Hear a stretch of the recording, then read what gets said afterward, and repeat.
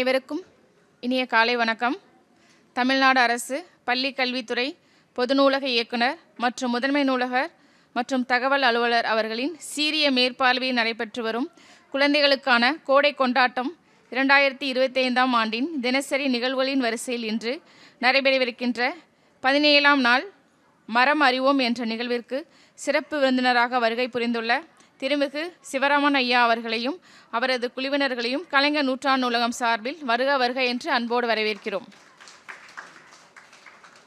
மேலும் இந்நிகழ்விற்கு வருகை புரிந்து தலைமையேற்றுள்ள நம் கலைஞர் நூற்றாண்டு நூலகத்தின் துணை முதன்மை நூலகர் மற்றும் தகவல் அலுவலர் அவர்களையும் உதவி நூலகர் மற்றும் தகவல் அலுவலர் அவர்களையும் வருக வருக என்று அன்போடு வரவேற்கின்றோம். மேலும் இந்நிகழ்விற்கு வருகை புரிந்துள்ள குழந்தைகள் மற்றும் பெற்றோர்கள் அனைவரையும் கலைஞர் நூற்றாண்டு நூலகத்தின் சார்பாக அன்போடு வருக வருக என்று வரவேற்கிறோம். தற்பொழுது நம் சிறப்பு விருந்தினர் அவர்களை நம் கலைஞர் நூற்றாண்டு நூலகத்தின் துணை முதன்மை நூலகர் மற்றும் தகவல் அலுவலர் அவர்கள் சிறப்பு செய்திடுவார்.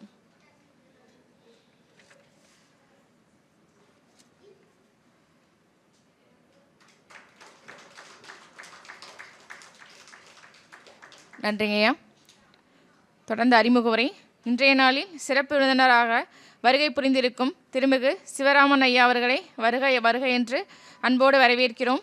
இவர் ஊராட்சி ஒன்றிய நடுநிலைப்பள்ளியின் ஆசிரியராக பணிபுரிந்து வருகிறார். இவர் மாணவர்களை கொண்டு மதுரை மாவட்ட அளவில் ஆயிரக்கணக்கான மரங்களை நட்டு வருகின்றார். இவர் கடந்த 15 ஆண்டுகளாக தொலைநோக்கி கொண்டு மதுரை நகர மக்களுக்கு சூரிய கிரகணம், சந்திர கிரகணம் போன்ற வானியல் நிகழ்வுகளை விளக்கி வருகின்றார். இவரது திறமையான சமூக பணிகள் மென்மேலும் சிறப்புற கலைஞர் நூற்றாண்டு நூலகம் சார்பாக எங்களது மனமார்ந்த நன்றிகள். நன்றி சார். அனைவருக்கும் வணக்கம். அனைவருக்கும் வணக்கம். வணக்கம். ஓகே, சாப்பிட்டீங்களா? எதுக்கு இங்கே வந்திருக்கீங்க? மரத்தை பற்றி தெரிஞ்சுக்க வந்திருக்கோம். ஓகேவா? இப்போ நான் இங்கே ஒரு 50 வகையான மரங்கள் வச்சுருக்கேன். அதை பற்றி நம்ம தெரிஞ்சுக்கலாம். ஏன் நம்ம மரத்தை பற்றி தெரிஞ்சுக்கணும்? இப்போ நம்ம ஒரு வீட்டில் குடியிருக்கிறோம், ஒரு தெருவில் நம்ம குடியிருக்கிறோம். நம்ம பக்கத்து வீட்டில் ஒருத்தவங்க புதுசாக குடி வராங்க. அவங்க யாரும் நமக்கு தெரியணும். அவங்க பேர் என்ன, அவங்க என்ன பணி செய்கிறாங்க, அவங்க எப்படிப்பட்டவங்க, நல்லவங்களா கெட்டவங்களா, இதெல்லாம் நம்ம தெரிஞ்சுக்கணும். அவங்க எந்த ஊருக்காரங்க, எதுக்காக நம்ம வீட்டுக்கு பக்கத்தில் குடி வராங்க, இதெல்லாம் நம்ம தெரிஞ்சுக்கணும். அது மாதிரி நம்ம வாழக்கூடிய இந்த பூமியில் நம்ம மனிதர்கள் மட்டும் இந்த பூமியில் இல்லை. பூமியில் யார் யார் இருக்கோம்? மனிதர்கள் வந்து ஒரே ஒரு பார்ட்டு தான். நம்மை தவிர என்னது இயற்கை வந்து மரங்களும் விலங்குகளும் பறவைகளும் ஆயிரக்கணக்கானது இருக்குது. ஸோ அவைகளை பற்றி நம்ம தெரிஞ்சுக்கணும். அவருடைய பேர் என்ன, அவர்களுடைய குணங்கள் என்ன, அவர் நல்லவர்களா கெட்டவர்களா. அப்போ இங்கே இருக்கக்கூடிய எல்லா மரங்கள்னு சொன்னாலே நல்லதுன்னு நம்ம நினைப்போம். கெட்ட மரங்களும் இருக்குது. ஸோ அதனுடைய குணங்களை பற்றி நம்ம தெரிஞ்சுக்கணும். எப்படி நம்ம பக்கத்து வீட்டுக்காரங்களை பற்றி நம்ம தெரிஞ்சுக்கிறது எவ்வளோ முக்கியமோ, அதே போல் நம்மளோடு சேர்ந்து வாழக்கூடிய மரங்களை பற்றியும் விலங்குகளை பற்றியும் பறவைகளை பற்றியும் நாம் தெரிஞ்சுக்கணும். ஓகேவா? சரி, இப்போ பார்த்தீங்கன்னா இங்கே ஒரு இது எல்லாமே நம்ம ஊரில் நம்ம பார்த்துருப்போம். நம்ம வீட்டில் இருக்கும், நம்ம வீட்டுக்கு பக்கத்தில் இருக்கும், நம்ம படிக்கக்கூடிய பள்ளிக்கூடத்தில் இருக்கும், தெருக்கள்லாம் இருக்கும். ஸோ இந்த மரத்துக்கு இதுதான் பேர் நமக்கு தெரியாது, இந்த மரத்துக்கு இதுதான் குணம் இருக்குன்னு நமக்கு தெரியாது. ஸோ அதை நான் சொல்ல போகிறேன். நீங்கள் கதை மாதிரி கேட்கக்கூடாது. ஏதாச்சும் சந்தேகம் இருந்துச்சா நீங்கள் என்ன செய்யணும், ஏன்ட்டா அதை நீங்கள் கேட்கணும். ஓகேங்களா? சரி, இப்போ நம்ம முதல் மரம் பார்ப்போம். ஆலமரத்தை பார்ப்போம்.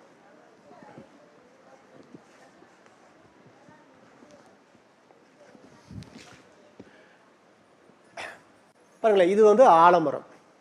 ஆலமரம் உங்களுக்கு என்ன தெரியும்ல? அந்த பாருங்க, ஃபோட்டோவில் பாருங்கள். ஆலமரம் எப்படி இருக்குது? நிறைய விழுதுகளாக இருக்கா? ஆலமரம். ஸோ இந்த ஆலமரம் என்னன்னா, இந்த ஆலமரம் அரச மரம், இச்சி மரம், அத்தி மரம். சொல்லுங்க அப்போ. ஆலமரம், அரச மரம், அத்தி மரம், இச்சி மரம். இந்த 4 மரமே ஒரே குடும்பத்தை சேர்ந்தது. எப்படி கண்டுபிடிக்கலாம் இந்த 4 மரம் எப்படி ஒரே குடும்பம் அப்படின்னா, இந்த மரத்தில் பார்த்தீங்கன்னா இந்த நுனியில் பாருங்களேன், ஒரு ஊசி மாதிரி இருக்கா, கூம்பு மாதிரி இருக்கா. ஸோ இப்படி இருந்துச்சுன்னா இது ஒரு குடும்பத்தை சார்ந்த மரம். ஸோ இந்த பாருங்கள், இந்த மரத்தினுடைய பழங்கள் பாருங்களேன் எப்படி இருக்கு பாருங்கள்.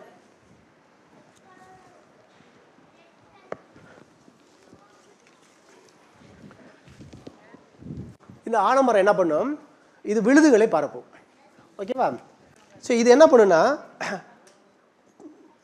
ஒவ்வொரு மரத்தினுடைய வேர்லேருந்து தண்ணீரை உறிஞ்சிக்கும். ஆனால் ஆலமரம் என்ன பண்ணும், இதனுடைய வேர் நுனி பாருங்களே, இங்கே வெள்ளையாக தெரியுதா, ஓகேவா? ஸோ இது மூலம் இந்த சுற்றுச்சூழல், இந்த வளிமண்டலத்தில் இருக்கக்கூடிய காற்றில் இருக்கக்கூடிய ஈரப்பதத்தை உறிஞ்சி எடுத்துக்கும். புரியுதுங்களா? இப்போ நம்ம என்ன சொல்கிறாங்க, நமக்கு என்ன சொல்லி வச்சுக்கிறாங்கன்னா, கருவேல மரம் இருக்குல்ல, சீம கருவேல முள் வந்து தண்ணீரை பூரா உறிஞ்சிரும், இந்த பூமிக்கு கெடுதல்னு சொல்கிறாங்க. ஆனால் அதை விட அதிகமாக தண்ணீர் உறிஞ்சக்கூடிய எதுனா இந்த ஆலமரம். இந்த ஆலமரம் என்ன பண்ண பாருங்கள், இந்த விழுது பாருங்கள், இது ரொம்ப சாஃப்டாக இருக்கும். இதை அடித்து பல் விளக்கலாம், ஓகேவா? இதை கடிச்சு சாப்பிட்லாம், இதுக்குள்ளே அவ்வளோ தண்ணீர் இருக்கும், ஓகேங்களா? ஸோ இது விழுது, இது வந்து பழம். பாருங்க, இந்த ஆலமரம், அத்தி மரம், இது இச்சி மரம், இது எதுவுமே எல்லாமே பார்த்தீங்கன்னா பூ பூக்காது. அதான் அத்தி பூத்தார் போல்னு சொல்லுவாங்க. ஏன்னா பூ பூக்கிறது நமக்கு தெரியாது, பூ காய் எல்லாமே ஒன்று தான். இப்போ நமக்கு தெரியக்கூடியது என்னன்னா, இது பழமாக இருக்குது. ஸோ இது எப்படின்னா, இந்த ஒரு காய்க்குள்ளேயே ஆண் பூ இருக்கும், பெண் பூ இருக்கும். அத்தி குளவின்னு ஒரு சின்ன பூச்சி இருக்குது. அந்த ஆண் பெண் பூச்சி ரெண்டு பூச்சியுமே உள்ளக்க இருக்கும். உள்ளக்க இருந்து அது என்ன செய்யணும்னா இனப்பெருக்க உண்டாக்கும், மகரந்த சேர்க்கையை உண்டாக்கும். இந்த காய்க்குள்ளே உண்டாக்கிட்டு பெண் பூ வெளியில் வந்துடும், ஓட்டையை போட்டுட்டு வெளியில் வந்துடும். ஆண் பூச்சி மட்டும்தான் உள்ளக்க இருக்கும். அந்த ஆண் பூச்சி அப்படியே செத்து போகும். இப்போ இவர்களே இந்த பழம் இருக்குல்ல, இந்த பழத்தை பிச்சு பார்த்தோம்னா உள்ளக்க அந்த பூச்சி எல்லாமே இருக்கும். இது உள்ளக்க இருக்கக்கூடிய பிறகு விதைகள் சும்மா எடுத்து பாருங்க. இது உள்ளக்க இருக்கிறது என்னது, இது எல்லாமே விதைகள். அப்படியே உட்காருங்க, நான் வார்த்தாரு.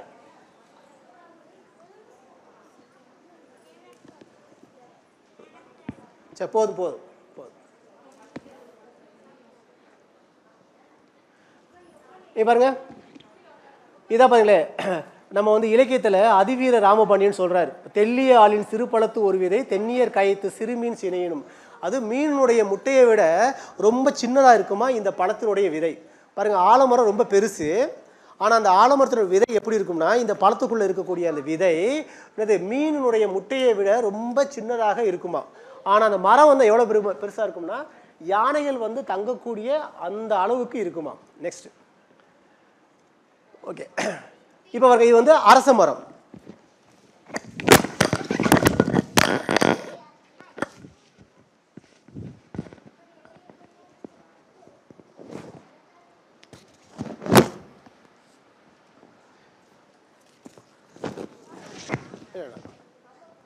நான் எடுத்துக்கிறேன்.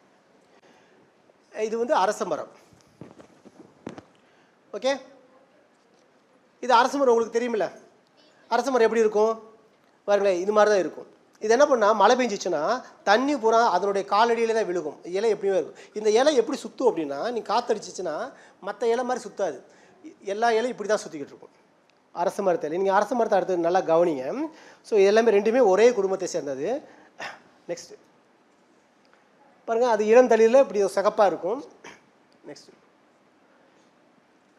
நம்ம புத்தர் வந்து போதி மரத்தில் உட்காந்து ஞானம் பெற்றான்னு சொல்கிறோம்ல, ஓகேவா? அந்த போதி மரம் தான் எதுன்னா இந்த அரச மரம் தான் போதி மரம். இதுதான் வந்து புத்தகையால் இருக்கக்கூடியது. நம்ம இந்திய அரசாங்கத்தினுடைய மிக உயரிய விருதான அந்த பாரத ரத்னா விருது வந்து இந்த இலையினுடைய வடிவத்தில் தான் செஞ்சுருக்காங்க. Next, okay. இது அத்தி மரம்.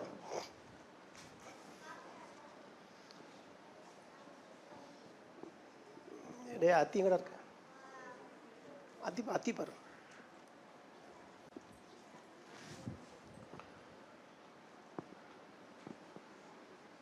சீக்கிரம் அத்தி இங்க இருக்கு.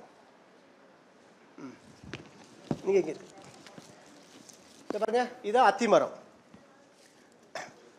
ஸோ அத்தி மரம் இதுவும் பார்த்தீங்கன்னா இது ஆலமரத்தினுடைய குடும்பத்தை சேர்ந்தது. இது அத்தி மரம், ஓகே. பாருங்க, இது எப்படி காய் காய்க்கும் பாருங்க. எப்படி ஆலமரத்து காய் இருக்கோ அதே மாதிரி தான் அந்த மரம் ஃபுல்லாகவே அந்த காய்களாக காய்ச்சிருக்கும், அத்தி மரத்து காய். நெக்ஸ்ட் பாருங்க, பழங்க பாருங்க, அந்த பழமும் ஆலமரத்து பழம் ஒரே மாதிரி இருக்கா. ஸோ ரெண்டு எல்லாமே ஒரே குடும்பத்தை சேர்ந்தது. நெக்ஸ்ட், இது இச்சி மரம். இச்சி விழுதுடா, இச்சி மரம்.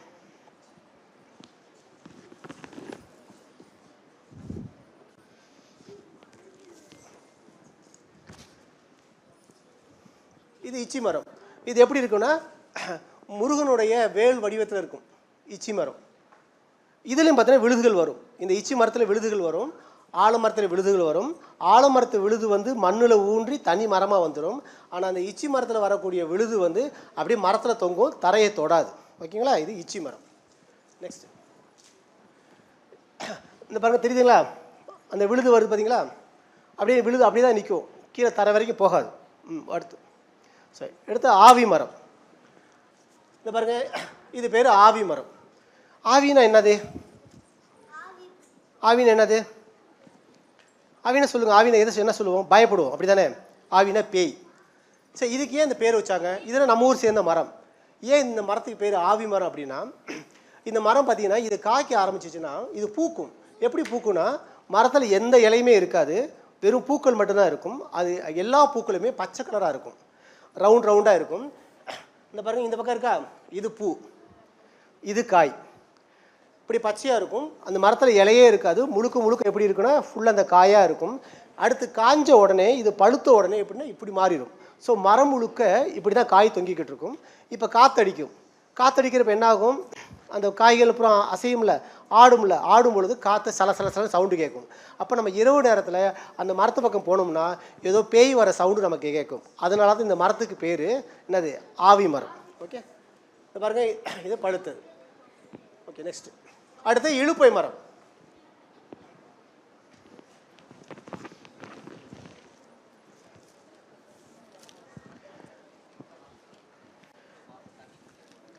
இது வந்து இலுப்பை மரம்.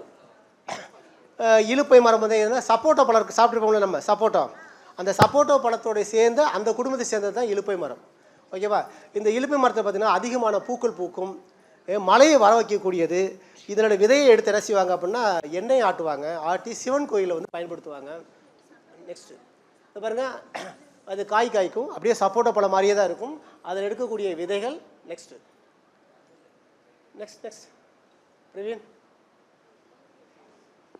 நெக்ஸ்ட் பாருங்க, இது பூ. நெக்ஸ்ட் இல்லை இன்னும் இருக்கு. ஓகே, அடுத்து கல்யாண முருங்கை.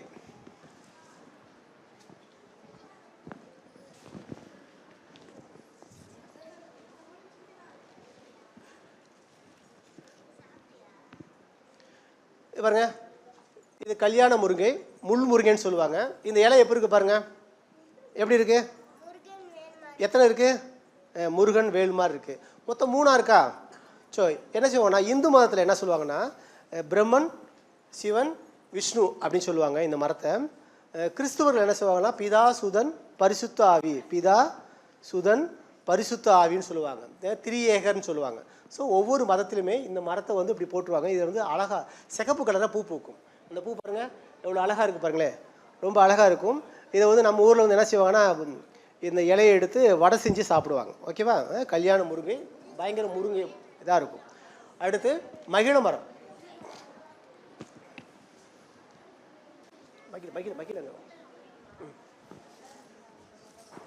கவனிங்க, இது வந்து மகிழ மரம். மகிழ மரம், இலுப்பை மரம், சப்போட்டா எல்லாமே ஒரே குடும்பத்தை சேர்ந்த மரங்கள், மகிழ மரங்கள். ஓகேவா? ரொம்ப அழகாக இருக்கும். இப்போ மதுரையில் பார்த்தீங்கன்னா மீனாட்சி மிஷன் ஹாஸ்பிட்டல் இருக்குல்ல, அந்த ஹாஸ்பிட்டலுடைய பார்க்கிங் பகுதியில் வந்து நிறைய மரங்கள் வச்சுருக்காங்க. நிறைய மரங்கள் வந்து பழுத்து இருக்கும். இந்த பாருங்கள், இதுதான் மகிழ மரங்கள். நெக்ஸ்ட்டு அதோட பூ பாருங்கள், மகிழ மரத்தின் பூ, காய். நெக்ஸ்ட்டு இது வந்து இந்த மகிழ மரம் வந்து திருவாரூர் கோயில் இருக்குல்ல, ஒத்தக்கடைக்கு அடுத்து, அந்த கோயிலுடைய தலைவிரிச்சும் இந்த மரம் தான். அது மாதிரி திருமோகூர் அந்த கோயிலுடைய தலைவிரிச்சும் அந்த மரம் தான். அடுத்து மடப்புறம் பத்திரகாளி அம்மன் கோயிலுடைய தலைவிரிச்சமும் இந்த மரம் தான். ஓகேவா? மகிழ மரம். ஓகே, நெக்ஸ்ட் அடுத்து மருத மரம். நம்ம ஊர் பேர் என்ன? என்ன ஊர்? இன்னும் கிராமங்களில் எப்படி சொல்லுவாங்க? நான் வந்து மருதைக்கு போகிறேன்னு சொல்லுவாங்க. நான் எங்கே போகிறேன்? நான் மருதைக்கு போகிறேன்னு சொல்லுவாங்க. நம்ம படித்தவங்க வந்து என்ன சொல்லுவோம்? மதுரைன்னு சொல்லுவோம். படிக்காதவங்க என்ன சொல்லுவாங்கன்னா நான் மருதைக்கு போகிறேன்னு சொல்லுவாங்க. ஏன்னா இந்த ஊருக்கு பேருக்கான காரணம் என்னென்னா இந்த மரம் தான், மருத மரம். மதுரைக்கு நிறைய பேர் இருக்குது, கடம்பவனம், இது மாதிரி நிறைய கூடல் நகர் அப்படின்னா இருக்கிறப்ப இந்த மதுரை என்ற பெயர் வருவதற்கான காரணம் என்னென்னா இந்த மதுரை மரம். ஏன்னா மதுரையை சுற்றி ஆயிரக்கணக்கான மரங்கள், வைகை ஆற்று கரையில் ஃபுல்லாகவே இந்த மரங்கள் தான் நிறைந்திருந்தது. ஆனால் இப்போ இந்த மரங்கள் எங்கேயுமே இல்லை. இது ஒரு அழகான மரம். இந்த உட்டு வந்து எப்படி இதனுடைய தண்டு எப்படி இருக்கும்னா ரொம்ப ஸ்ட்ராங்கான தண்டு, வலுவலுன்னு இருக்கும். தோல் வந்து உறிஞ்சி வரும். ஓகேங்களா? அழகாக காய்க்கும். பாருங்கள் இந்த காய் பாருங்களேன், இது எங்கே இருக்குன்னா பெரும்பாலும் வந்து தண்ணி இருக்கக்கூடிய பகுதியில் தான் இந்த மருத்துவங்கள் நிறையா இருக்கும். இந்த காய் கீழே விழுந்த உடனே நம்ம பேப்பரில் கப்பல் செய்வோம்ல, கப்பல் செஞ்ச பிறகும் நடுவில் கூர்மையாக இருக்கும்ல, ஸோ அதே மாதிரி கூர்மையாக இருக்கும். அப்படி விழுந்த உடனே தண்ணியில் நீந்திட்டு கப்பல் போகிற மாதிரியே போகும். ஓகேங்களா? ஸோ பாருங்கள் நெக்ஸ்ட்டு இதோடைய தண்டு பகுதி பாருங்கள்.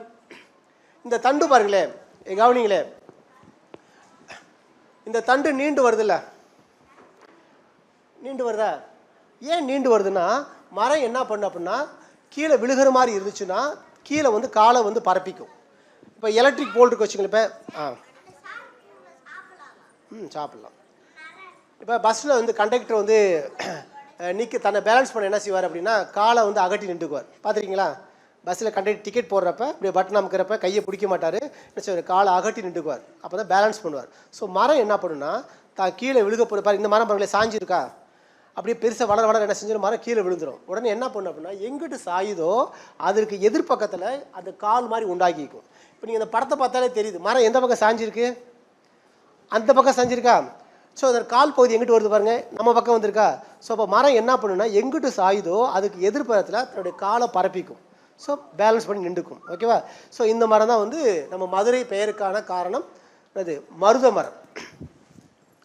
ஓகே, நெக்ஸ்ட் இது கடம்ப மரம்.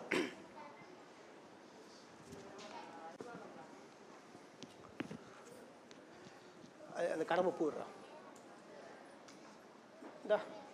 எல்லோ எல்லோ எல்லோ எல்லோ பூ, எல்லோ கலர் பூ இந்த அங்கே இருக்குது ஃபஸ்ட்டு. இது பாருங்க, இது வந்து மதுரை ஃபுல்லாகவே இருந்தது, கடம்ப வனமாக இருந்துச்சு. இதான் வந்து கடம்ப வனம். ஓகேவா? மதுரையில் இப்போ பார்த்தீங்கன்னா மதுரை நம்ம அழகுகள் ரோட்டுக்கு 2 பக்கமும் இந்த மரம் தான் நிறையா வச்சுருக்காங்க. ஓகேவா? அந்த பூ இது எல்லோ எல்லோ எல்லோ இது அதோடைய சேர்ந்த பூ.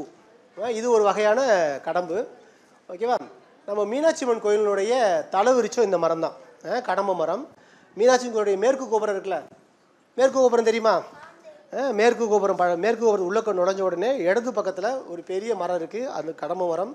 அதே மாதிரி மீனாட்சி அம்மன் கோயிலுக்கு உள்ளக்க துர்க்கை அம்மன் சன்னதி இருக்கும். நீங்கள் உள்ள கோயில் போயிருக்கீங்களா? துர்க்கை அம்மன் சன்னதிக்கு அப்படி பார்த்தீங்கன்னா ஒரு கூண்டு கட்டி வச்சுருப்பாங்க. உள்ளக்க ஒரு பட்டு போன ஒரு மரம் இருக்கும். எல்லா பேருமே கையை உள்ளக்க நீட்டி அந்த மரத்தை தொட்டு பார்ப்பாங்க. எங்கள் காலத்தாளுக்கு பூரா அந்த மரத்தை தொடாமல் கோயிலை விட்டு வந்ததே இல்லை. அந்த மரம் என்ன மரம்னா அந்த பட்டு போன மரம் தான் இந்த மரம், கடம்ப மரம். ஸோ மதுரை முழுக்க கடம்ப மரமும் மருது மரமும் நிறைந்தது. ஓகேவா? அதனால தான் மதுரைக்கு பேரே கடம்ப வனம். ஓகே, நெக்ஸ்ட் பாருங்கள், அந்த பூ பாருங்களேன் எவ்வளோ அழகாக இருக்குது பாருங்களேன், கடம்பத்தினுடைய பூ. நெக்ஸ்ட் இது மீனாட்சி அம்மன் கோயில். ஓகே, அடுத்து சந்தன மரம்.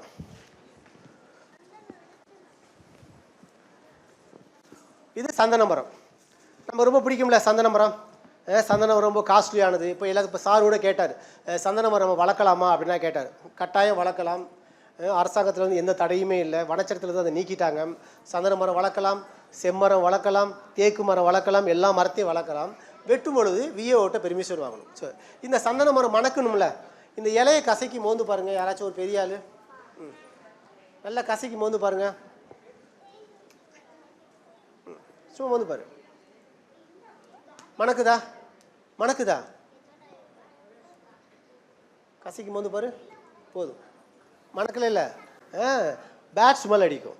ஆனால் சந்தன மரம் என்ன பண்ணும், சந்தன மரம் என்னது, மணக்கக்கூடியது தானே.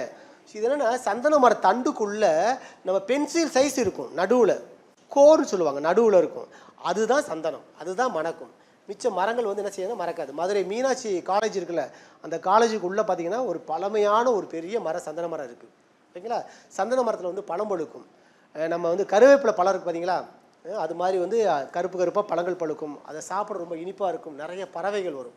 இந்த சந்தன மரத்துக்கு ஒரு குணம் இருக்குது, என்னென்னா இது தனியாக வச்சா வளராது, யாரையாச்சும் ஒரு ஆளை வந்து அண்டி தான் வாழும். இப்போ இந்த இடத்துல வந்து மண்ணை தோண்டி இங்கே சந்தன மரம் நட்டு வச்சுட்டோம்னா முளைக்குமா? முளைக்காது. எங்கே முளைக்க அப்படின்னா நல்லா புதர்கள் மண்டி இருக்கணும், வேறு மரம் பக்கத்தில் இருக்கணும். உதாரணத்துக்கு பக்கத்தில் ஒரு முருங்கை மரம் வச்சுங்களேன், இந்த மாதிரி நல்லா வளர்ந்துடும். பக்கத்தில் எந்த மரமும் இல்லாட்டி சந்தன மரம் வளராது. ஏன்னா இந்த வேர் என்ன செய்யுன்னா மண்ணுக்குள்ளே போய் தண்ணீர் எடுக்காது, சத்துக்கள் எடுக்காது. இது என்ன பண்ணும், பக்கத்தில் இருக்கக்கூடிய இன்னொரு மரத்தினுடைய வேரை போய் தொலை போட்டு உள்ளே போய் உட்காந்துக்கிட்டு அந்த மரம் உறிஞ்சி எடுக்கும்ல, அந்த சத்துக்களை பூரா இது உறிஞ்சி சாப்பிடும். ஸோ தானே தனியாக வாழ தெரியாத ஒரு மரம் எது அப்படின்னா சந்தன மரம். ஓகே, இந்த பாருங்கள் அதோடைய பழம் பாருங்கள், சந்தன மரம் கட்டை அப்படி தான் இருக்கும். நீங்கள் மதுரை மீனாட்சி காலேஜ் போனீங்கன்னா இந்த மரத்தை பார்க்கலாம். அடுத்து சரக்கொன்றை.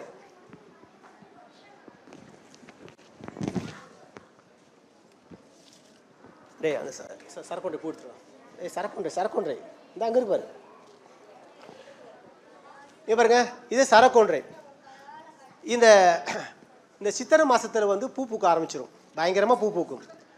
மரம் ஃபுல்லாகவே மஞ்சள் கலர் பூ பூக்கும், சரசரமாக தொங்கும். அதனால தான் இதுக்கு பேர் சரக்கொன்றை. இந்த மரத்தினுடைய தண்டு வந்து ரொம்ப ஸ்ட்ராங்கானது. நம்ம மதுரையில் செல்லூர் இருக்குல்ல, செல்லூரில் ஒரு கோயில் இருக்குது, திருவாப்புடையார் கோயில் இருக்குது. யார் போயிருக்கீங்க? எல்லாம் போயிருக்கீங்களா? அந்த திருவாப்புடையார் கோயிலுடைய தலவிருச்சம் எது அப்படின்னா இந்த சரக்கொன்றை தான். கேரளா அரசாங்கத்தினுடைய கேரளா மாநிலத்தினுடைய மாநில மரம் எதுனா சரக்கொன்றை தான். கேரளாவில் திருவனந்தபுரத்தில் இருக்கக்கூடிய பத்மநாத சாமி கோயிலுடைய தலவிருச்சம் எது அப்படின்னா இந்த சரக்கொன்றை. அந்த பூவை பாருங்கள் இப்படி தான் தொங்கும், அப்படியே சரசரமாக தொங்கும். அதனால தான் இதுக்கு பேர் வந்து சரக்கொன்றை. ஓகேங்களா? ஸோ இதனுடைய காய் பாருங்கள், இது உள்ளக்கு வந்து ரொம்ப இனிப்பாக இருக்கும். குரங்குகள் வந்து நிறையா வந்து இதை நிறைய சாப்பிடும். இப்போ மதுரையில் வந்து அலறுவேல் சைடு வந்து நிறையா இருக்குது. இது வந்து குரங்குகள் பறித்து உள்ளக்க பார்த்தீங்கன்னா அப்படியே குளன்னு இருக்கும். இந்த பழத்தை உடைச்சோம்னா இதை குரங்குகள் விரும்பி சாப்பிடும். அப்படியே சாப்பிட்டுட்டு அதை போய் எச்சம் போடும் பொழுது அங்கே இந்த மரம் வந்து புதுசாக ஒரு மரம் முளைக்க ஆரம்பிச்சிடும். ஓகே, நெக்ஸ்ட் அடுத்து மயிர்கொன்றை. மரம் இங்கே கடைசியில் இங்கே இருக்கு. பாருங்க இது பேர் தான் வந்து மயிர்கொன்றை. இது வந்து வெளிநாட்டு மரம், மடகாஸ்கர் நாட்டிலேருந்து நம்ம இந்தியாவுக்கு வந்த மரம் மயிர்கொன்றை. ஏன் மயிர்கொன்றை அப்படின்னா இங்கே பாருங்களேன். ஓகே, இந்த பூ பாருங்க, மொத்தம் எத்தனை இதழ் இருக்கு? மொத்தம் 5 இதழ் இருக்கும். இருக்கா? அதில் ஒரு இதழ் மட்டும் என்ன கலரில் இருக்கு? மயிலினுடைய தோகை மாதிரி இருக்கும். அதனால தான் இதுக்கு பேர் மயில் கொன்றை. ஓகேவா? ஹிந்தியில் வந்து ஹுல்மோகூர் அப்படின்னு சொல்லுவாங்க. ஹுல்மோகூர்னாலே மயில்னு அர்த்தம் தான். ஸோ அதனால தான் இதுக்கு பேர் வந்து மயில் கொன்றை. இப்போ நம்ம ஊரில் வந்து சாலையோரங்கள் ஃபுல்லாகவே இந்த மரங்கள் தான் நிறையா வச்சுருக்காங்க. மழை அடிச்சிச்சுன்னா காற்றடிச்சிச்சுன்னா முதல்ல சாயக்கூடிய மரம் எந்த மரம்னா இந்த மரம் தான். ரொம்ப அழகுக்காக இருக்கக்கூடிய மரம். இது பேர் மயில் கொன்றை. ஓகே,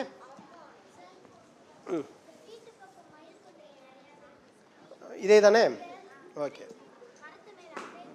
பாருங்க எவ்வளோ அழகாக இருக்குது பாருங்க, மயில் கொன்றை. ஓகே, நெக்ஸ்ட்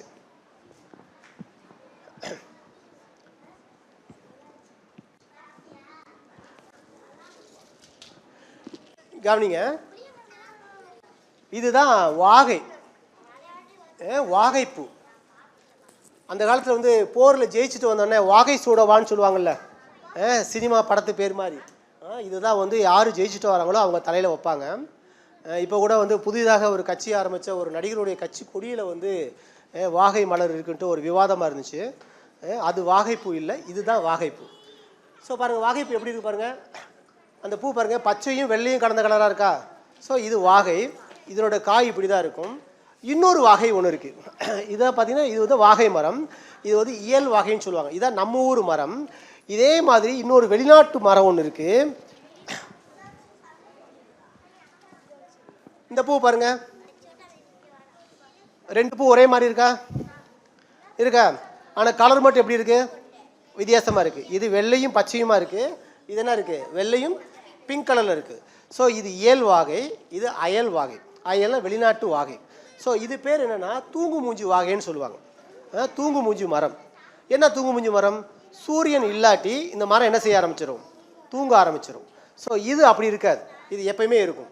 இது வந்து பார்த்திங்கன்னா மதுரையில் மாட்டுத்தாவணிக்கு அடுத்து, மாட்டுத்தாவணிக்கும் சரவணா ஸ்டோருக்கும் நடுவில் ஒரு இடத்துல ஒரு மிகப்பெரிய மரம் இருக்குது. அவ்வளோ மரம் ஃபுல்லாகவே இந்த வாகை மரம் பூத்து இருக்குது. ஓகேவா? நீங்கள் அந்த பக்கம் கடைக்கு போனீங்கன்னா பாருங்கள், ரொம்ப அழகான மரம். இது வந்து தூங்கு மூஞ்சி வாகை. இது ஊர் ஃபுல்லாகவே இந்த மரங்கள் இருக்குது. ஓகேங்களா? ஸோ இது என்ன செய்யணும்னா இந்த மரத்து பக்கத்தில் போய் நம்ம ஒரு அரை மணி நேரம் நின்று வச்சுங்களேன், நம்மளுடைய ஷோல்டர் எல்லாமே ஈரமாயிரும். ஒரு காரை நிப்பாட்டி வச்சுருந்தோம்னா கார் ஃபுல்லாகவே ஈரமாயிரும். என்ன காரணம் அப்படின்னா இந்த மரத்தில் மட்டுமே வாழக்கூடிய ஒரு வகையான ஒரு பூச்சி இருக்குது. அந்த பூச்சி என்ன பண்ணுன்னா தன்னுடைய எச்சியில் வந்து ஒழுக விடும். அந்த எச்சில் வந்து நம்ம மேலே படியும். ஸோ நம்ம ஷோல்டர்லாம் படியும். அப்போ நம்ம ஷோல்டர் பண்ணி என்னது ஈரமாயிரும். அதனால் இதுக்கு இங்கிலீஷில் என்ன பேருன்னா ரெயின் ட்ரீ அப்படின்னு பேர். என்ன பேர்? Rain tree. மழை பெய்யும். ஸோ அங்கேருந்து மழை பெய்யாது, அதில் உள்ள பூச்சியினுடைய எச்சில் தான் பெய்யும். ஓகேவா? ஸோ இது பேர் தான் நான் சொன்னேன்ல, ஒரு நடிகனுடைய கட்சியினுடைய கொடியில் இருக்கக்கூடிய சின்ன எதுனா இதுதான். ஸோ இது தூங்குமூச்சி வாகை, இதுதான் வாகை.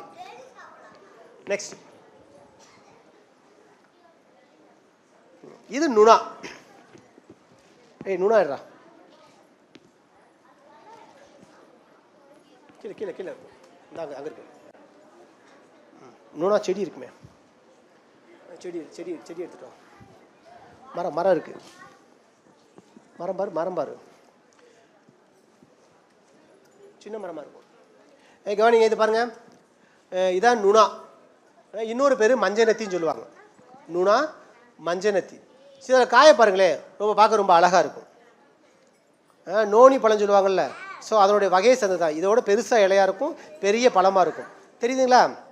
இந்த பூ பார்த்தீங்கன்னா, இது ஒரு வெள்ளை கலர் பூ பூக்கும். இந்த பூ உதிர்ந்துருச்சு. இது மோந்து பார்த்தீங்கன்னா மல்லிகைப்பூ வாசனை அடிக்கும். நீங்கள் யாராச்சும் மோந்து பாருங்கள், இந்த பூவை மோந்து பாருங்கள். பூவை மோந்து பார்க்கணும், மல்லிகைப்பூ வாசனை அடிக்கும். சரி, இது பேர் வந்து நுணா. இன்னொரு பேர் வந்து மஞ்சனத்தி. இதனுடைய உட்டு பார்த்தீங்கன்னா, ஏன் இதுக்கு பேர் மஞ்சனத்தினா, இதோட மரம் வந்து மஞ்சளாக இருக்கும். சாயத்துக்கு உண்டாக்குறதுக்காக இந்த மரம் பட்டையை எடுப்பாங்க. அடுத்து வீட்டில் வந்து அந்த மண்வெட்டி, அரிவாளுடைய கைப்பிடி இருக்குல்ல, அது செய்வதற்காகவும் விளையாட்டு பொம்மைகள் செய்வதற்காக பயன்படுத்தக்கூடிய மரம் தான் இந்த மரம். பாருங்கள், அந்த மரத்தை பார்த்தா தெரியுதா, மஞ்சளாக இருக்குது பார்த்தீங்களா? ஸோ அதனால தான் இது பேர் மஞ்சனத்தி. ஓகே, நெக்ஸ்ட் அடுத்து பூவரசு. அந்த பூவரசு காய் எடுத்துட்டோம். காய் பாருங்க, பூவரசு. பூவரசு யாரை பார்த்துருக்கீங்களா? பாருங்க, மஞ்சள் கலர் இருக்கும், நடுவில் வந்து ப்ரௌன் கலராக இருக்கும். உடனே இது வந்து பூக்களுக்கே அரசுன்னு அப்படின்னு சொல்லுவாங்க. அப்படி அர்த்தம் இல்லை. அரச மரம் பூக்காது. அரச மரம், ஆலமரம், இச்சி மரம், என்னது எதுவுமே, அத்தி மரம் எதுவுமே பூக்காது. ஆனால் இந்த அரச மரம் பூக்கும். அதனால தான் இதுக்கு பேர் பூவரசு. ஓகேங்களா? ஸோ பூக்கக்கூடிய அரசுனால தான் இந்த மரத்துக்கு பேர் பூவரசு. இதோட காய் பார்த்தீங்கன்னா, இதுதான் காய், இதுதான் பூவரசனுடைய காய். இந்த இலையை இடைச்சவங்கன்னா சின்ன வயசில் என்ன செய்வாங்க, இப்போ உங்கள் அம்மாக்கள் என்ன செஞ்சுருப்பாங்க, அப்பாக்கள் என்ன செஞ்சுருப்பாங்கன்னா, இதை எடுத்து பிபி மாதிரி செஞ்சு ஊதியிருப்பாங்க. நீங்கள் யாராச்சும் விளாண்டுருக்கீங்களா? யாராவது விளாண்டுருக்கீங்க? ஓகே. ஸோ இந்த இலையை எடுத்து உருட்டி பிபி செஞ்சு செய்வாங்க. அந்த பாருங்கள், இந்த காய் பாருங்கள், இதுதான் பூவரசு. அடுத்து புங்கை மரம். இந்த புங்கை மரம் சின்ன காய் இருக்கும். இந்த அங்கே கடைசியில் சின்ன காய். இங்கே புங்கை மரம்.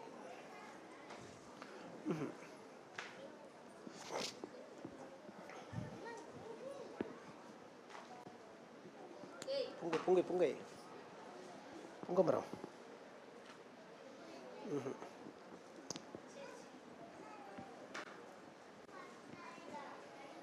மேடா கனடா.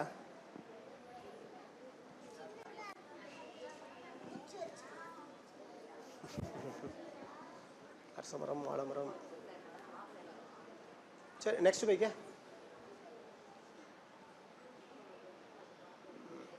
இலைப்புரசு. இலைப்புரசு ஒரு இலை மட்டும் இருக்கு மாதிரி. சார் எங்கே இருக்கு? தேங்க்யூ. புங்கை மரத்துக்கு வந்துரு பிரவீன். புங்கை மரம் இது பாருங்களேன், புங்கை மரம். இப்போ நம்ம ஊரில் தமிழ்நாட்டில் வந்து மரம்னு சொன்னாலே இந்த மரம் தான் நம்ம எல்லா பேரும் நடுறோம், புங்கை மரம்.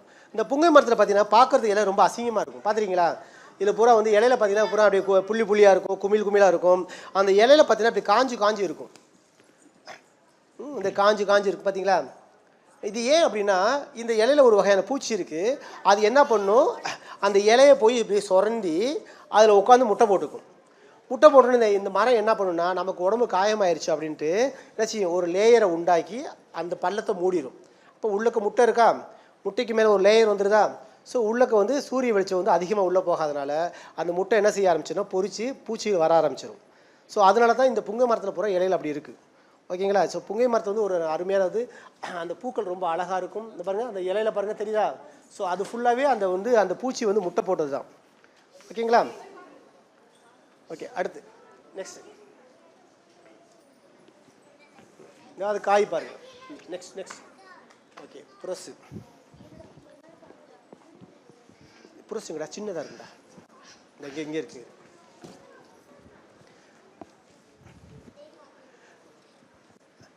இது பாருங்கள், இதான் வந்து இலைப்புரசு அப்படின்னு சொல்லுவாங்க.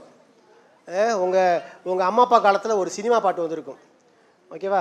செந்தூர பூவேன்னு ஒரு பாட்டு வந்திருக்கும், ஓகேவா? நடிகை ஸ்ரீதேவி நடித்த அந்த பாட்டு, அந்த பாட்டில் காட்டக்கூடிய அந்த மரம் தான் இந்த மரம். மரம் ஃபுல்லாகவே பூக்களாக பூத்துருக்கும். அப்போ இலைகளே இருக்காது, ரொம்ப சிகப்பாக ரொம்ப அழகாக இருக்கும். இந்த மரத்து பேர் இது என்னது? இலை புரசு. நம்ம நாட்டை சேர்ந்த ஒரு மரம்.